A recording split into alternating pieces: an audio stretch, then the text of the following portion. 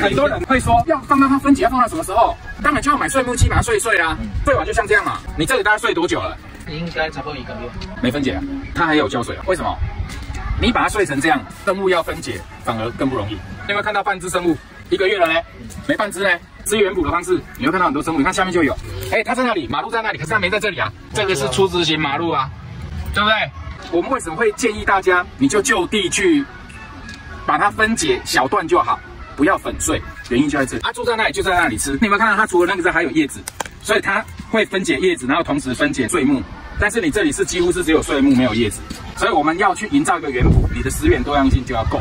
你把它做成这样，它食源是单一性的，它就不会去聚集太多的生物。好，而且它很容易干，你要一直常常浇水，然后又没有生物可以分解，这个只适合拿来铺路了。你要做步道，你就直接用它的木屑直接铺。你看来看啊，那你一看，白蚁耶，很恐怖。可是初期分解者本来就是白蚁，很多白蚁它就初期分解之后，会有其他以白蚁为生物的植物会过来，你的整个生态就起来。有没有比那边快？快很多。那边打开连白蚁都没看到，所以你碎木有用吗？没有用。你觉得这些白蚁吃完之后，它留下只有肥吗？没有哦，它还有团粒哦。它整个土壤里面，像这个，你有没有看到一颗一颗？